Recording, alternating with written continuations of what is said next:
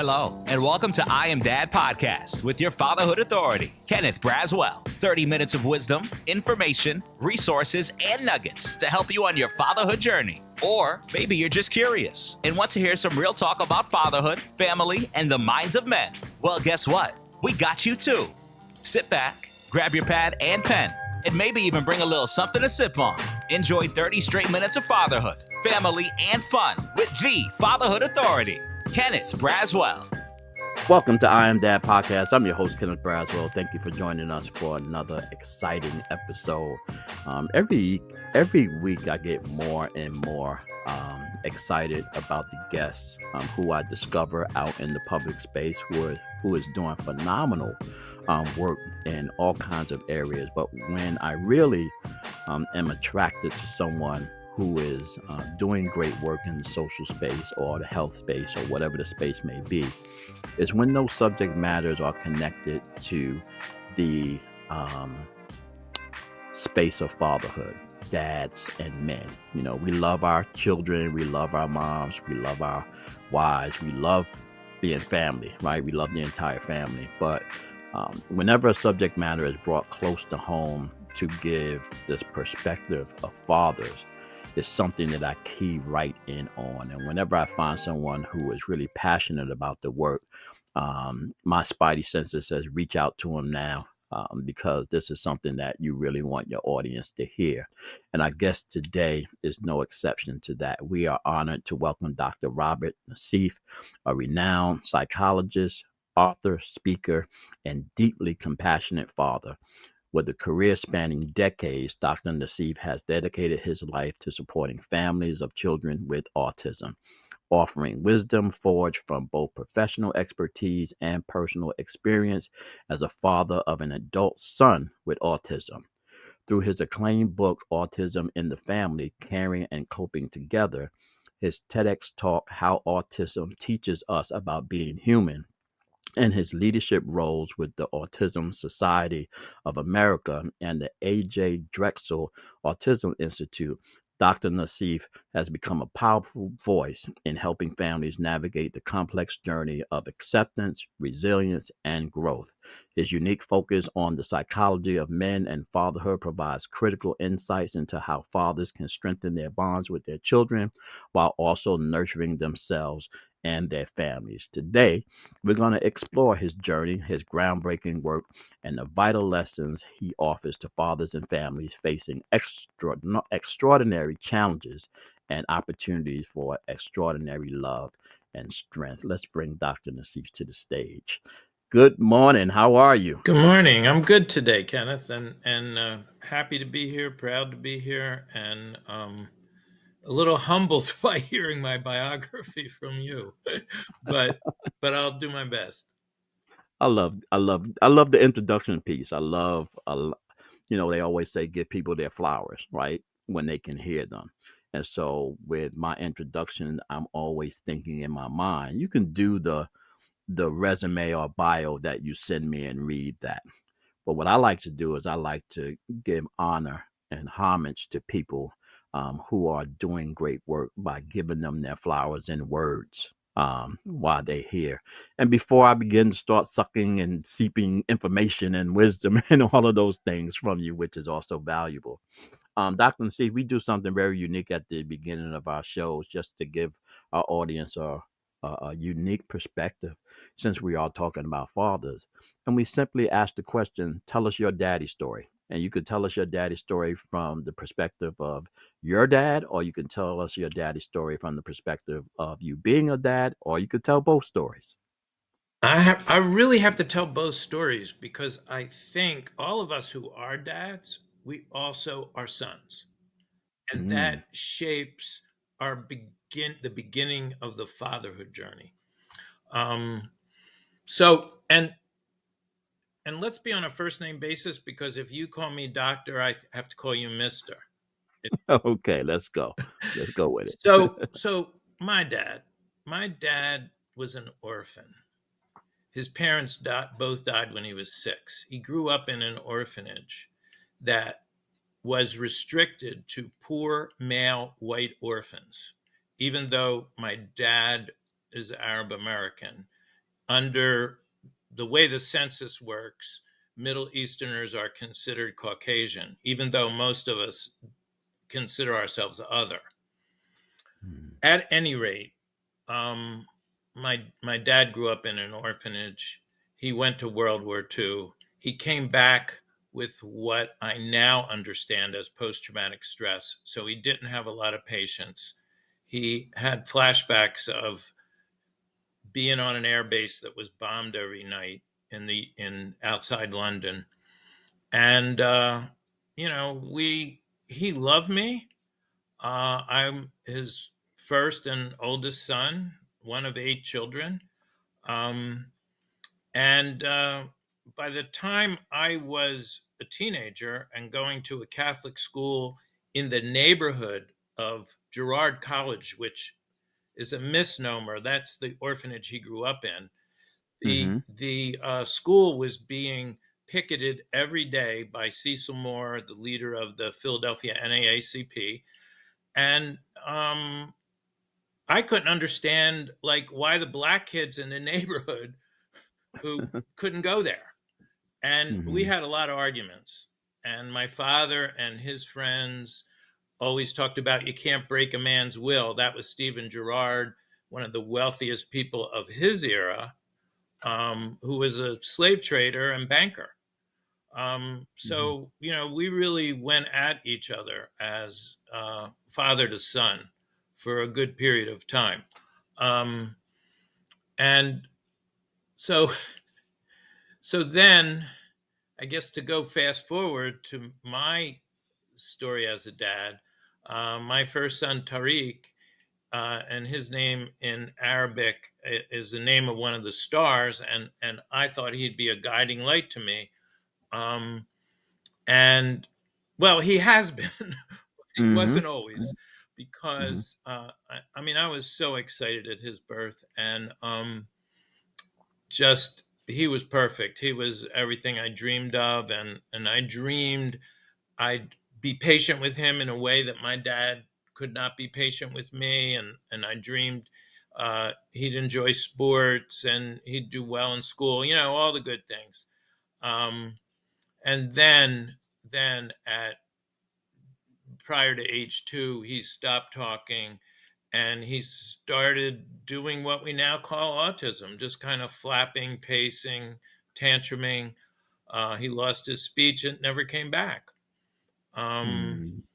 and and the other piece here, and I've heard you talk to other guests about this. My son is black and Arab American, and from the moment of his birth, I wondered how the world would treat him and what he would experience in this world. Um, Mm-hmm. and and I hoped to, help him handle that. Right. Um, Yeah. and Let's that's take a really step. been a part of the journey. Yeah, let's take a step back because a lot of people in general, but dads more specifically, have heard the word autism, but they have absolutely no idea what it is. Talk a little bit about what autism is. It's in a broad sense, the best way to understand it, I think, is that it's a social learning disability or challenge. People with Mm-hmm. autism, and about half or over half have very limited language, but half are very articulate. But Mm-hmm. they have difficulty connecting with their peers, especially same age peers. They do better connecting with people older than them or younger than them. And the reason for that is that people of our same age peers expect people with autism to be like them, and they're not. Mm-hmm. So here's the little boy who's interested in baseball cards, but doesn't really care about the game. Mm-hmm. Things like that. So his friends just think he's weird, Mm-hmm. and he Wow. may know all the record holders, and he may know the greatest basketball players of all time and their statistics, but he's not really interested in watching a game or playing the Mm. game. That's the Wow. social part. When you So your career now is steeped in talking about autism and helping people understand what it looks like for families and more specifically what it looks like for fathers. Prior to your son being born, was autism on your radar? Oh, absolutely not. I mean, in 1984, the year he was diagnosed, he was born in 79. Autism was like 1 in 10,000. Now, the Mhm. latest CDC study has it like 1 in 31, over 3% of all children. And for the first time, or just the second time, actually, just in the past, the previous study and this one, children of color are now diagnosed at a rate slightly higher than white children. Mm, For years, children of color have been misdiagnosed and undiagnosed, and therefore not able for them or their families to access this kind of services that would help them. mm. You a good friend of mine years ago, this was before I left New York. So we talking, you know, actually even longer back than that. So we talking at least a good 15, 18 years ago. Filmmaker, Charles Jones, really good friend of mine. He was a filmmaker. I was in He his movie. Were you really? I was the Stop! facilitator of. Shut the front door. Are you serious? I'm serious. Wow. So you know his story, Uh, and so do you know where I'm going with this, right? The documentary is called Autistic Like Me, mhm. and I remember sitting in his house, and he was interviewing me about something else. And after it was over, he was we were sitting down, and he was telling me about the documentary in his he was telling me about the documentary, and he was, we were talking about, how to move it, where it could move, and those kinds of things. And he shared a story with me, and I saw a picture of you when your son was first born, and I believe it was the YouTube or the TEDx, and you were saying how things look normal. And he told me the story how he thought the same thing. But on top of that, as a father, he had these aspirations. I want my son to, I think it was I think it was play baseball, but it was play sports. And I had these visions of playing catch with him and talking about girls and driving cars. And he had this whole um, thought process of what being a dad was going to be to a boy. And he said the moment that he learned that his son had autism, he struggled between having to change that concept in his mind and be a different kind of father, and somewhat a level of guilt remorse, because he also at the same time couldn't get and separate himself from the romantic notion that he had about being a father to a son. And it took him a minute to get away from that. At the moment that you learned that your son had autism, did you struggle with similar thoughts? Oh, absolutely. I was devastated. I grieved for a long time. I Mm, thought, I was a teacher at the time. I thought I could change him. And it took me a long time to realize I couldn't change him. And in fact, he had changed me. He made me mm, a different kind of man, a different kind of father, a different kind of human. mm. What was the first thing you said to yourself once you came to that realization that, okay, this is what I'm going to do? Like, I'm never going to stop. I'm never going to stop Mm, trying to help him be all he can be. Um, I didn't realize I could never stop doing all I could to be the best version of me, a better wow. version of me. And also, I think Charles Jones had a similar epiphany as well. Hmm. Although Yeah, he his did. son's very different from mine, but Right. um, very, very similar to what you heard Charles describe. Is it more difficult because they're also so you can discover, I believe, autism at different ages. Like it doesn't necessarily happen. Like I've heard stories of autism doesn't hasn't shown up for some kids until they're teenagers, which is really mind blowing to me. Do you think it's more difficult to discover that when they're younger or older? I actually think it's more difficult when they're older because you've been living with this idea that you have a typical son or daughter. And then Mhm. you find out because the demands of being in society are greater. That's why it's diagnosed later. Like at Okay. that point, they can't keep up, or even in adulthood, they can't keep up with what's expected of them. And I think that's harder. I mean, people ask me, or they hear my story and they express like sympathy, and I say, you don't have to mourn for me. By the time my son was 8, I knew he would never talk, and Mm. I wrapped my mind around that, and I went on with his life and mine. But if my son or daughter was like yours, I would have still been trying to make them normal, and Wow. trying to fix the unfixable. And as men, we're fixers. Hmm. Uh, Trying to fix the unfixable is quicksand. You will drown in it.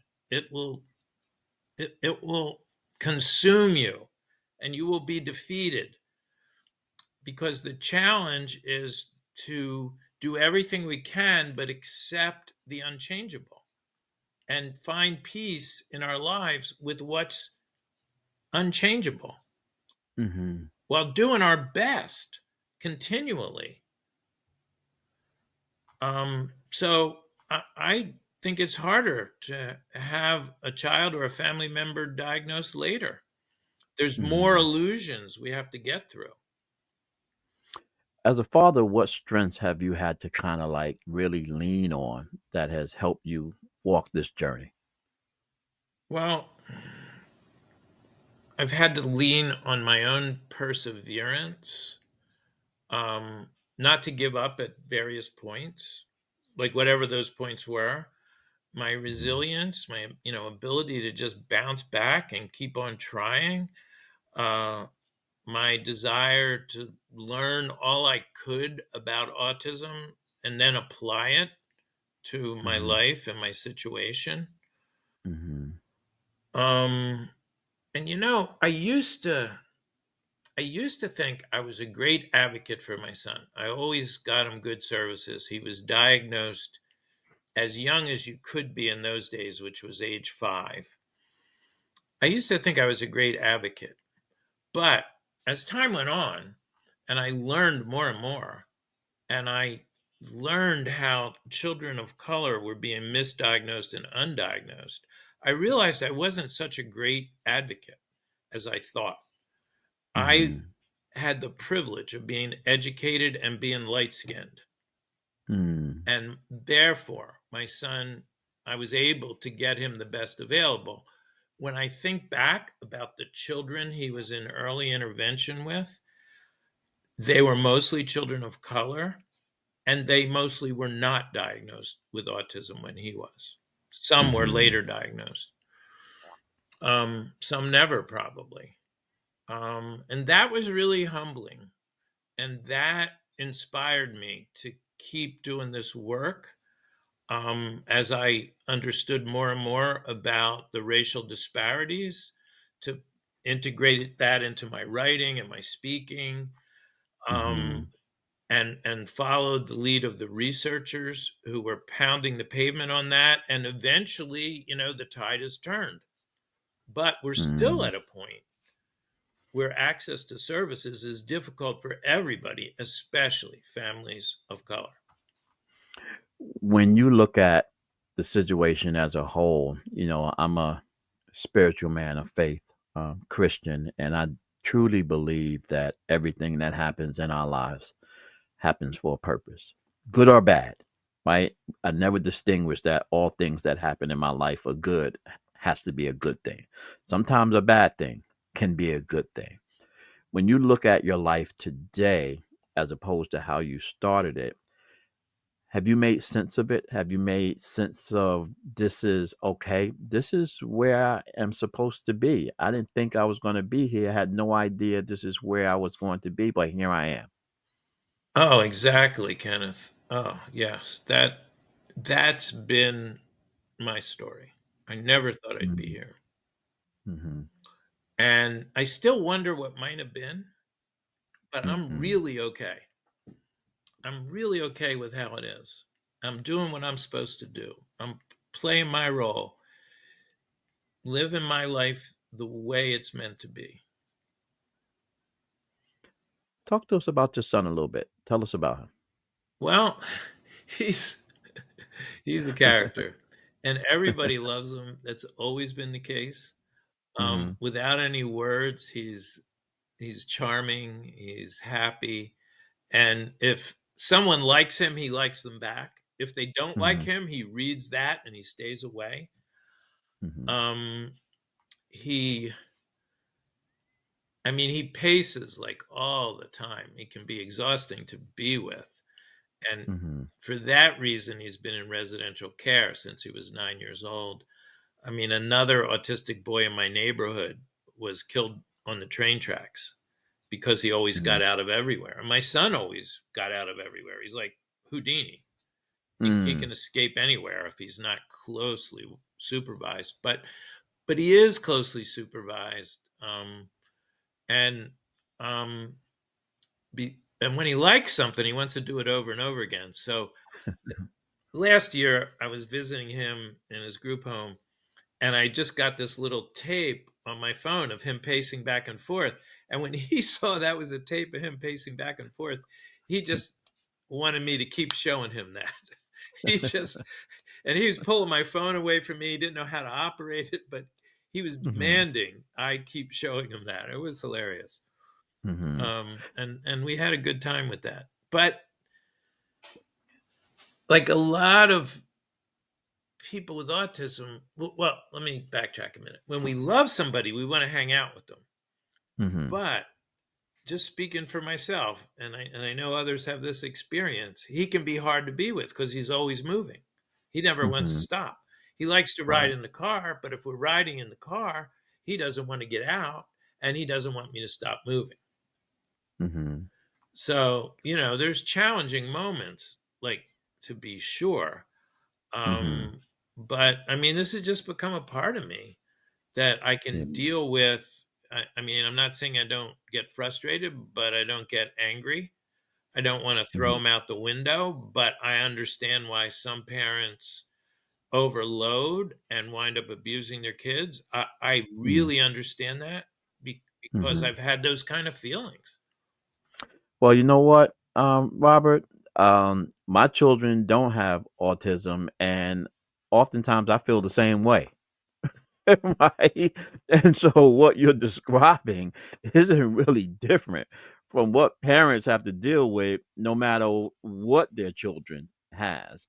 And having said that, you have a TEDx to which you're talking about how autism can teach us about being human, right? We can stop looking at something and saying, as a result of this, this should be this. And that's not always the case. It doesn't have to look like this in order for life to still be challenging, in order for you to still be frustrated. And in your TEDx, you kind of talk about the humanity that you've learned as a result of going through this journey. Talk about that epiphany and that connection and what it should mean for us. Wow, that's a deep question. Take your time. um, we want to, especially in the United States, in our culture, Mhm. everybody's supposed to be upwardly mobile. You work hard, you'll achieve your dreams. Hard work is the basis of everything, um, and hard work will be rewarded. And Mhm. it isn't true. It just isn't true in the way we were taught this. Mhm. Hard work is important, Mm-hmm. and we wouldn't be who we are without it. However, there's things we can't change. There's things that just are the way they are. And in a broad sense, people with autism from infants to adults are part of the human spectrum, part of the human condition. This is Mm-hmm. what it's supposed to be. Mm-hmm. Wow. Um, and, recently we heard the director of HSS, talk about people with autism as if they were inhuman. Mm-hmm. That was just horrifying to our community. Mm-hmm. And, but, we're all part of creation Right. from Right. from the littlest creatures to humans. We're all part of creation. Um, Right. and one of my favorite songs. I'm a jazz fan. Pharoah Okay. Sanders. When the Creator has a master plan, peace and Mm. justice throughout the land. Right. you know. Yeah. Mm-hmm. Um, I mean, I think that was the lesson. My son didn't have to become something other than he was for me to love Right. him just as he is. Right. And Yeah. he's happy just as he is. He's autistic 100% of the time. He's happy almost all the time. Mm-hmm. And but if someone mistreats him or doesn't understand him, he's not happy. And how Mm. essentially human is that? Right. Absolutely. Yeah. Yeah. Yeah. And that's where I was going with it. And one of the other things that as I was listening to your TED talk, I was thinking to myself, now Robert is demonstrating something that people don't often believe men and fathers can demonstrate, and that is humanity, right? And so, through this process, how much have you had to fight for people to see your own humanity, Interesting.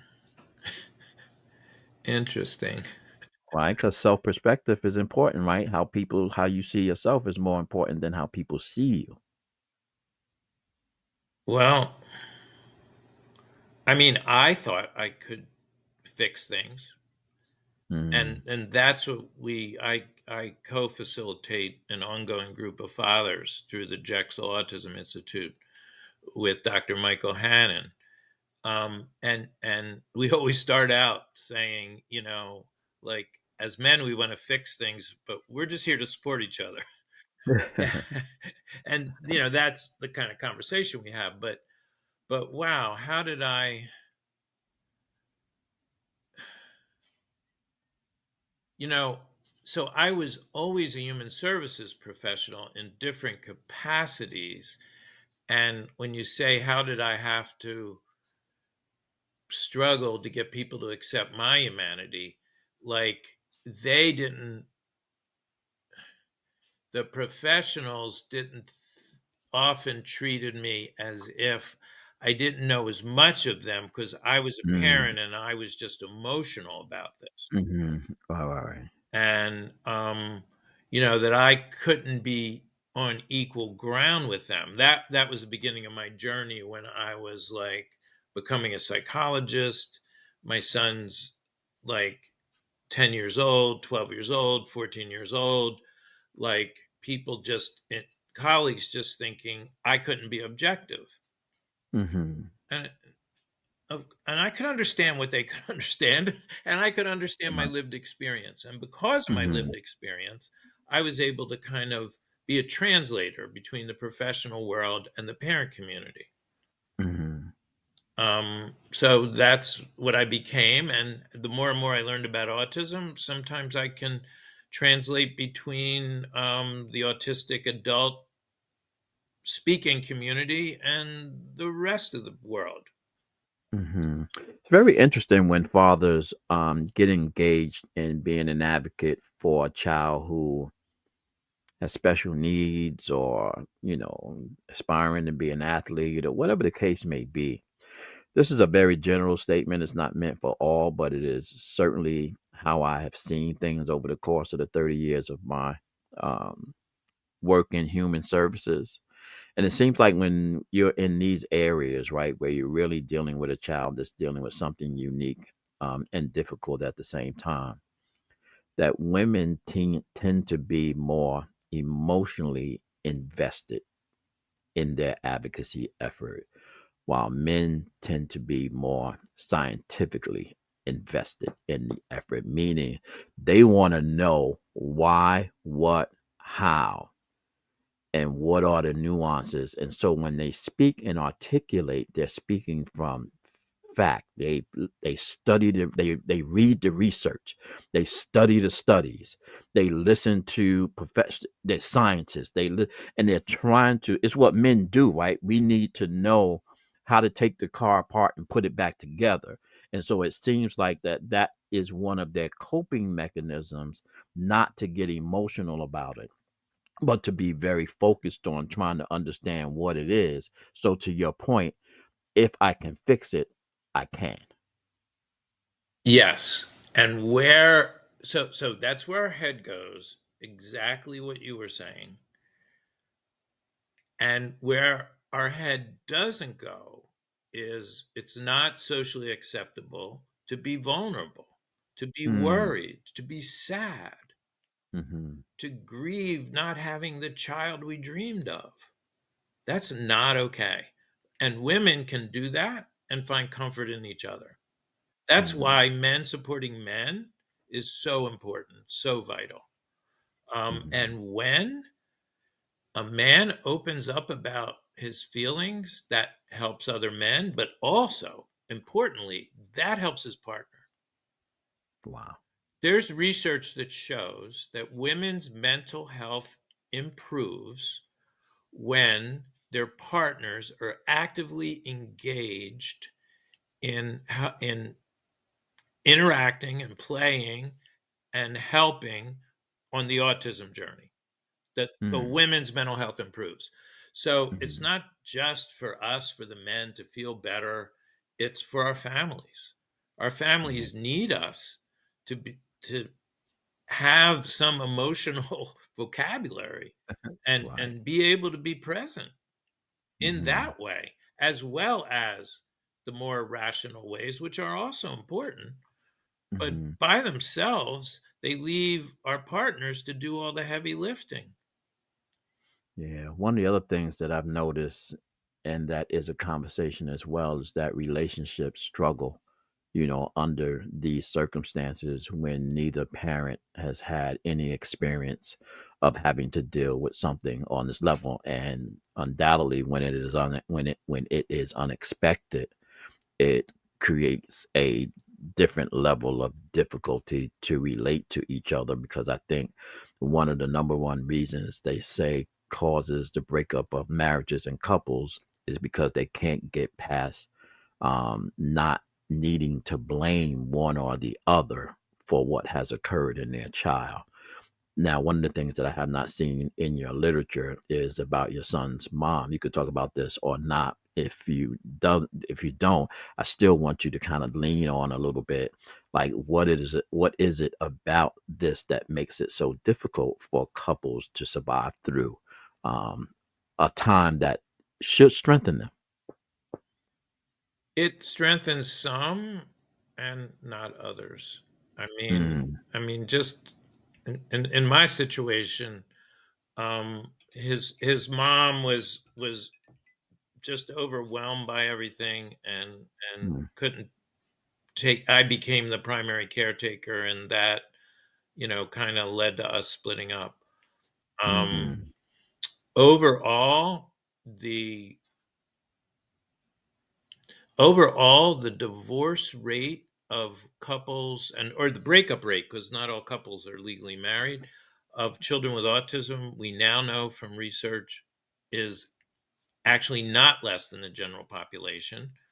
But the stress and oftentimes post-traumatic stress, because some challenging kids with autism are physically aggressive with their parents, that all of mm, that is worse, especially for moms who are spending more time with their children. Um, mm. And I know other dads like myself who became more so became primary caretakers for a period. So there's different experiences within this broad spectrum. Mm-hmm. um, and my son's mom's involved in his life. I mean, it's never was never that she wasn't involved, but I was the one doing the heavy lifting, frankly. Hmm. Wow. You also talked about the importance of being aware of the siblings who are around. Hmm. Why is that important to pay attention, and what should we know about that? Well, just briefly, my youngest daughter, when she was 11, she wrote an essay in our book, Voices from the Spectrum. And she's a kid who she didn't like to write. Hmm. But she wrote this story about being Tariq's younger sister, and um, she called him Dad Hogger. Like whenever we do anything, he hogs Dad's attention. Right. And I think that kind of typifies the experience of siblings, is that Hmm. their autistic brother or sister sort of sucks up all the air in the room, and Hmm. parents, understandably have to take care of that situation. Hmm. So, and just briefly, the way I teach about this, and the way I've tried to live about this, and I think every parent needs to do this: give each child the kind of special attention they need, to treat our children as individuals, whoever they are, and give each what they need as best we can. And if we're Hmm. doing that, the siblings can get along better. But there's going to be conflict. That's also part of the human nature. Cain killed Abel, Yeah, yeah, yeah, yeah, Ishmael yeah. and Isaac. Come on. Hmm. Like, these Right, themes are as old as recorded history, and they're right. and they're biblical. I point that out to people. And no Hmm. matter what of the Abrahamic religions you come from, you know those stories. Hmm. Christian, Jewish, Muslim, we all learn those stories. Absolutely. Parables of life, right? Yes, And exactly. so, yeah, the extended piece of that, particularly for men, is that we are isolating by nature, right? And so when it came to your support network and the Oh my support God. network that you had to peel around you, what did you have to do intentional to either create that or save yourself from it? Well, I had to find new support because it fell apart.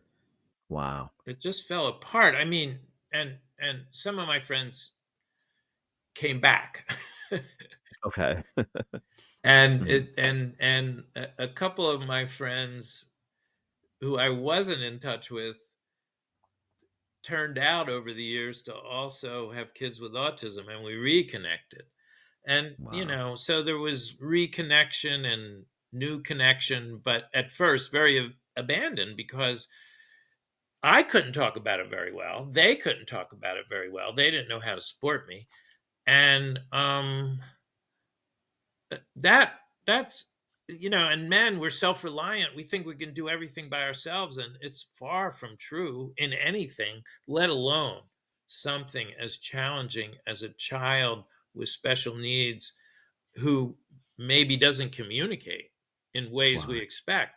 So it's like learning another language to communicate with your child, to understand their behavior as their way of communicating. And then how do we communicate to other men? Mhm.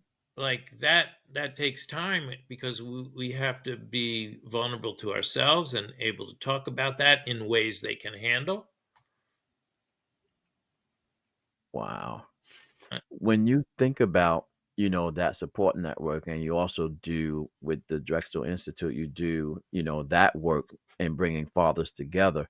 What do you think is the best, or the most important attribute that they get from finding a support circle, if for nothing else, just to sit and listen and talk?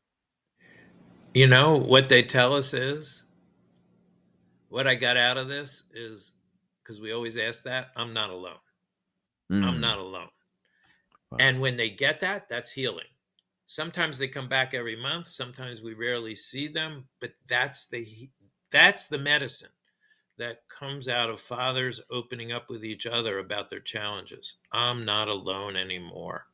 That's Mm. so powerful, Kenneth. Wow. When you think about where we are now and where the conversation is moving, what still needs to be done to make particularly men and fathers more aware of autism, and what can be done outside of the support space, but more in the programmatic space, the advocacy space, foundation space, research space? What can be done additionally out there? Whoa. That's Because I know that fathers are lost in that sauce. yeah. Yeah. Well, one of our themes recently, and Dr. Michael Hannon brought it up uh, from a Black perspective, protecting Black autistic joy. And we broadened it Mm, out to protecting autistic joy. So, honoring who our children are, what they do, what makes them happy. So, I mhm, want to I want to give you an example. Like one father was saying, my son just he won't stop saying the same thing all the time, and I was telling him to stop, and his mother pointed out to me, he's singing. Well, the boy wound up singing in the church choir, and his wow. father is so proud of him. So what's the sauce is like, what are our kids doing right? What's lovable? What are they trying to tell us by their how they act, how they behave, how they talk? That's what we're not used to. Mhm, And that needs to pervade all the spaces. mhm, Is like, what's going right? And if we're good at what's going right, we can actually then better figure out how to solve problems. That's the male part, right? Is solving right. problems. Mhm, So when we're appreciating, when men are appreciating their female partners, then their partners can tell them what I need you to do. But jumping in mm, trying to fix something, that's a mhm, non-starter. right. When you are driven like you are in this space, what's a normal day look like for Robert? Oh, a normal day. Um, so most of my life is as a practicing psychologist. So much of it is counseling of parents and family members, and uh, teenage and adult autistic people who have the language to participate in talk therapy. So that's a huge part of my day. Reading and keeping up with what's going on, doing some writing, um, you know, being with my family. My kids are grown now, but Mm. um, communicating, you know, with them, arranging times with them, um, and some social life with friends, of course, and my extended family. At any part in your journey, did you have to do counseling? Because I know mental health was probably critically important for you to just make sure that on some days you kept your sanity.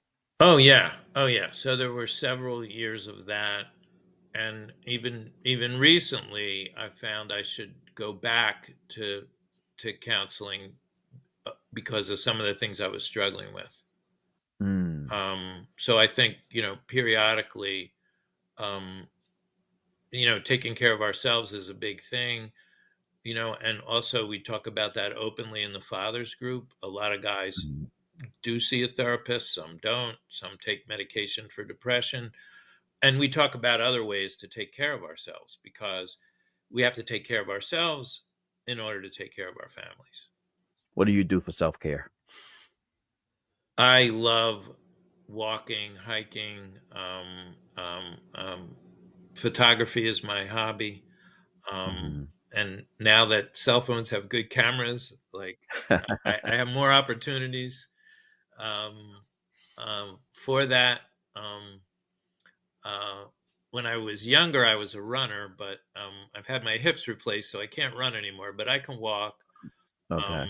and I used to do a lot of even long distance cycling. I don't do that anymore, but I do a lot of walking. I love walking on trails in the woods or city streets, like anywhere, Hmm. all environments. Um, I love that, and it and if I'm feeling overwhelmed and I take a good walk and I just let myself be in the fresh air and notice my breath and the ground beneath me, I'm revived. It's good medicine. Mm. When you look back over your journey as a father and a professional, what are you most proud of yourself for?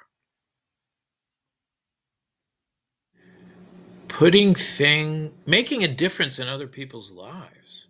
When I Mm. hear from people that something they read or a talk they gave or a session they had with me was transformative in some ways, that just warms my heart. I Mm. mean, I just got an email last week from a woman in the Arab Emirates who heard me talk in New York like 10, 15 years ago and said I made a difference in her family's life. That just warmed my heart. I'm just proud of that. Um, Mhm. and things like that happen all the time now that I've been Mhm. doing this work for a while. Like just hearing from people uh, that I wasn't thinking I made a difference, but apparently I did because they're telling me I did. So it's that Wow. idea of making a difference. I'm proud that I have a life that makes a difference in other people's lives. My Mm. parents said that about me when my first book came out. We're Really? proud of you because you're helping other people. Hmm. If there's one message, or maybe even a piece of hope that you can give to fathers who have children with autism, what would you say to them?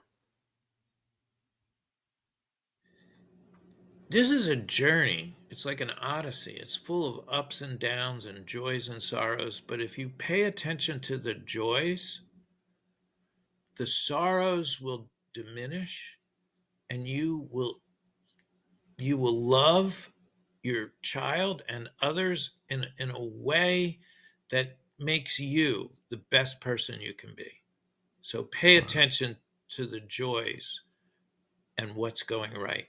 That'll make you a better man, a better partner, a better brother, a better friend. That's been my journey, and I'm still on it. Wow. What's next for you? Because if you're like me, you don't sleep, or at least people think you don't sleep. What's up your sleeves? What is it that you're trying to accomplish next? Well, Or in the middle of accomplishing?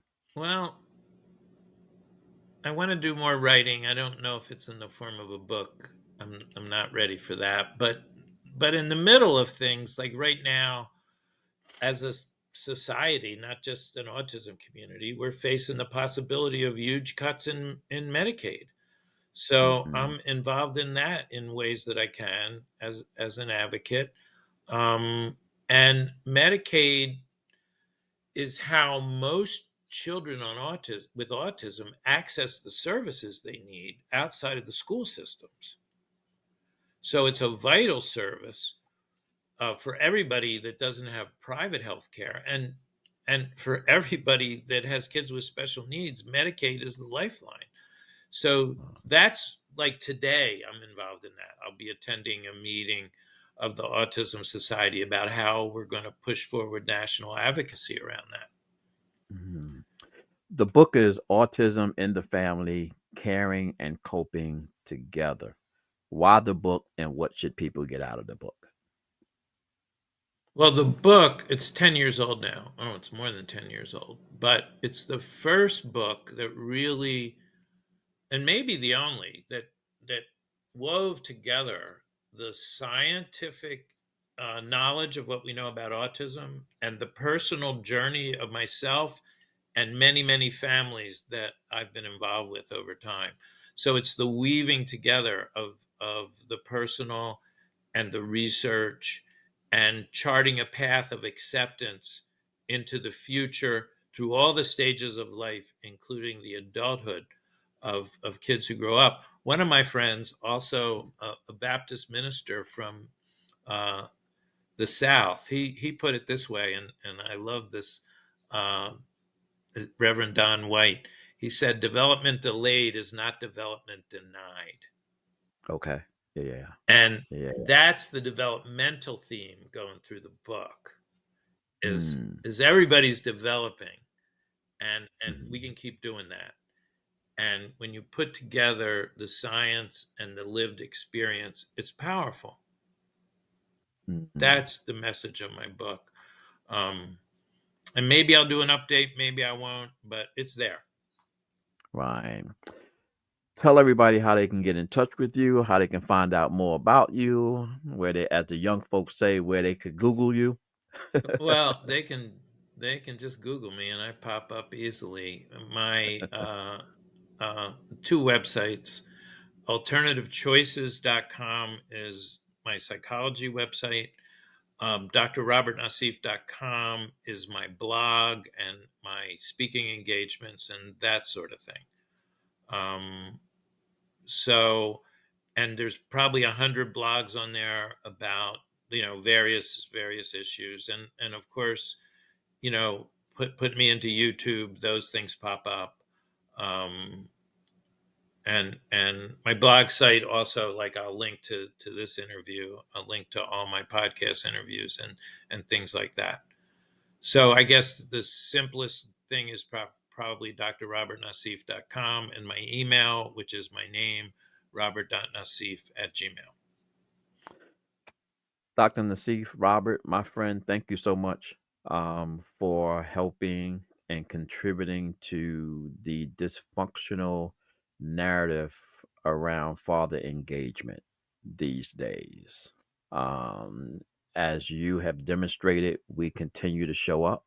And when we show up, we show out. We are committed to our children. We love our children the same as anyone else loves children. We may love them differently, but we do love them. And so whenever I run across the spirit of a man who's out there and they're advocating on behalf of their children, um, my heart cries for you in joy, because I know that it is satisfying. I know that it is God's work. I know that it is Him finding usefulness in my life with all of the tools, attributes, and talents that He has given to me. And I also know that there's nothing out there that I need to be my best self other than me, right? Everybody else might matter in a moment, but they don't matter in the message. And so continue to do the work that you're doing.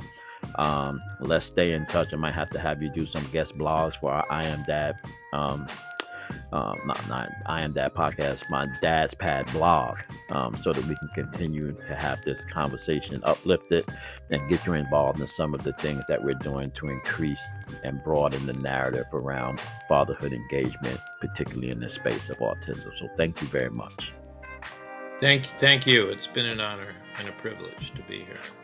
And to all my I Am Dad podcast listeners, you know how I like to leave you. Always be kind to others as you're kind to yourself, or you might find yourself by yourself.